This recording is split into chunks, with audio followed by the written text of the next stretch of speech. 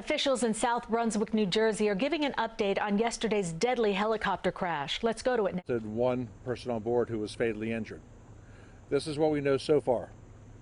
A Robinson R-22 Beta, registration number 2356 Mike, that's November 2356 Mike, was involved in an accident here in Kingston, New Jersey. The helicopter departed Princeton, New Jersey Airport. The identifier of the airport is 39N, 39 November. It departed approximately 15:12 local time, 3:12 p.m., flew east, then went out of control while at 800 feet above ground level, where it subsequently suffered a catastrophic failure and fell into the tributary about 1/4 of a mile behind me. It impacted trees and terrain and is now resting in 5 feet of water along the coast, along the shoreline.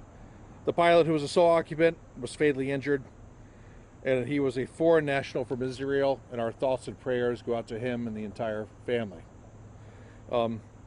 I would be remiss if I didn't thank the South Bunswick Police Department, the New Jersey State Police, the Kingston Fire Rescue, and the Middlesex County Hazmat Team, along with the New Jersey State Park Police. I have been given outstanding, almost unprecedented support during my time as an NTSB investigator here for this very accident. So I thank you all very much for the support and the logistics that you guys have provided us. The on-scene portion here is a very small part of a much larger holistic process. I'm going to be on scene here between 2 and 4 days, depending on how difficult it is to recover the helicopter. I have a salvage team that is on their way up as we speak from Clayton, Delaware. They specialized in aviation and helicopter extractions and operations and salvage. They're going to be here in a couple of hours to assist.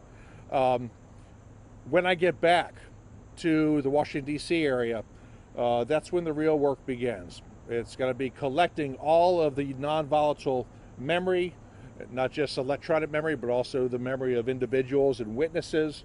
I have solicited for doorbell cameras. We already have some fantastic photographs that were taken by a witness yesterday that is hugely helpful. We are going to be compiling all that information, and then that will help us determine what the ultimate probable cause is. So this process could take upwards of a year. In 5 to 10 days, I will have a preliminary report out the door that'll have the basic information, everything that we've learned on scene so far. In 6 to 12 months, a factual report will be completed, signed off by the NTSB board members, and a probable cause shortly thereafter that. So again, this is a much smaller part of something that's very large and complex. It could be a very complex operation. We're going to be looking at 3 things: the man, the machine, and the environment. The human being is the pilot, his qualifications, how often he flew, how much experience he had in this particular helicopter, how much experience he had in all aviation. I do know that he was flying for an airline overseas, so I do know he was a seasoned pilot. I do not know as of right now how seasoned or experienced he was in the helicopter. That information is coming in the next couple of days. The machine, or the technical aspects of the machine. The failure modes, what the rotor blades were doing, what the engine was doing, what the tail rotor was doing. A helicopter is a very complex machine. It has a lot of moving parts. And I do know that there are some rumors out there saying that the helicopter came apart and fell to the ground. That is partially true, but the helicopter actually went out of control first and then proceeded to suffer a catastrophic failure. So it does not appear that a catastrophic failure existed first. It appears that the helicopter went out of control and subsequently came apart on its way down to the earth. And we are looking at the environment, the weather, air traffic control, and how all those 3 things interact with each other to help us determine what actually occurred. So with that being said, I'm free to answer any of your questions. Sir, you mentioned the pilot.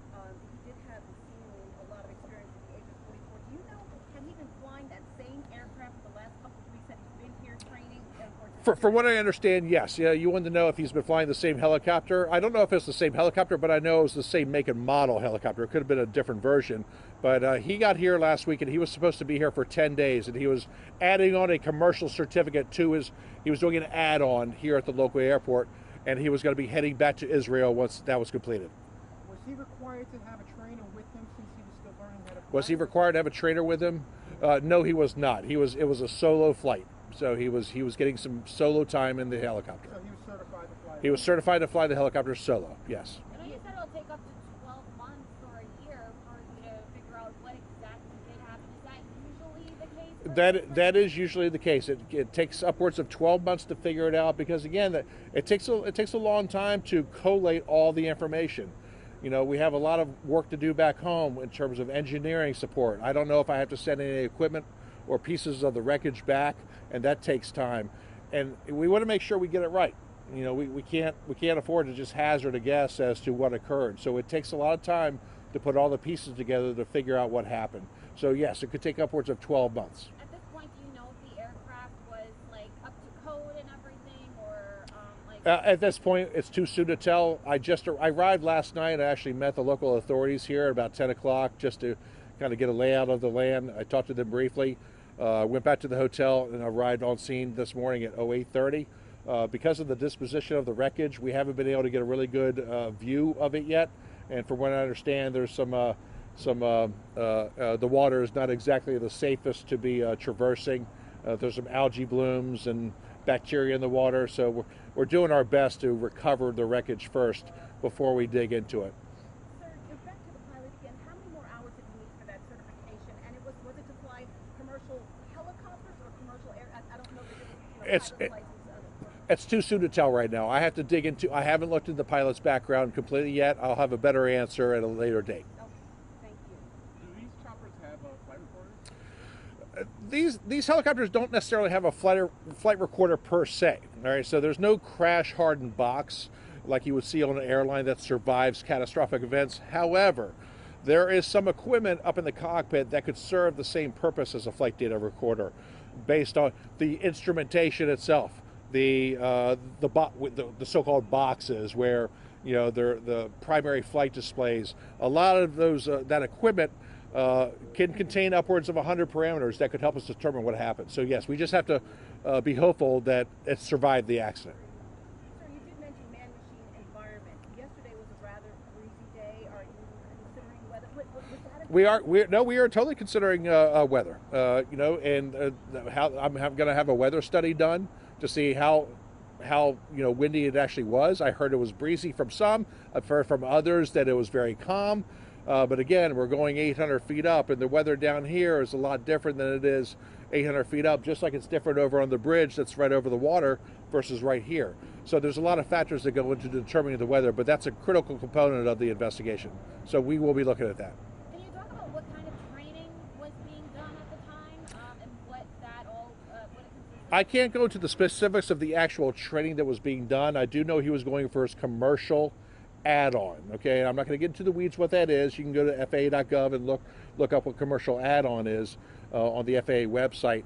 But he was trying to get flight hours in that helicopter to add to his commercial rating for his helicopter, because he was already a certified pilot and he flew for another airline.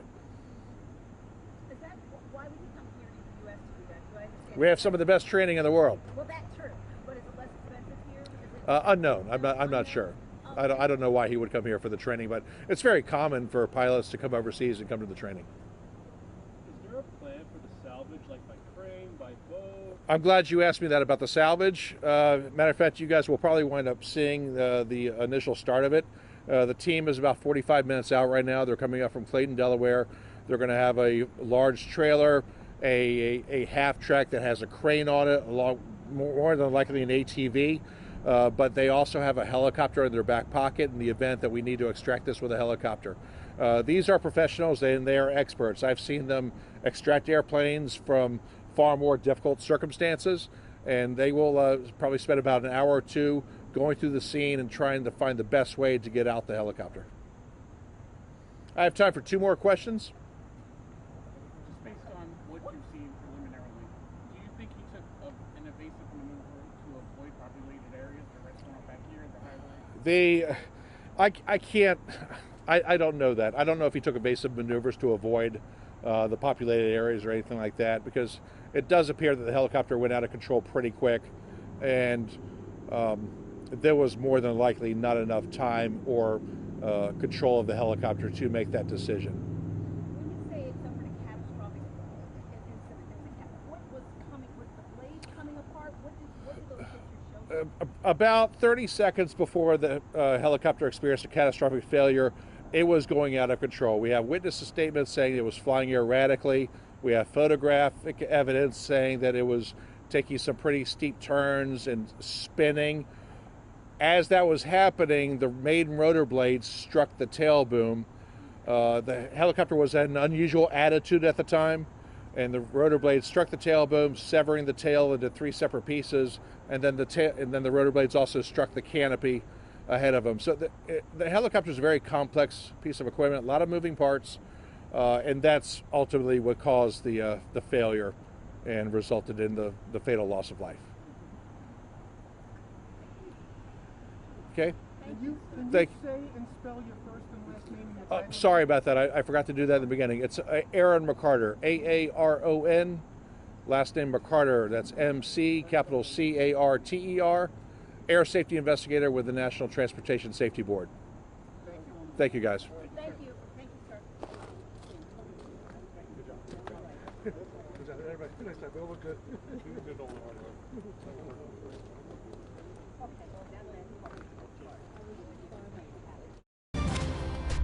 This has been breaking news.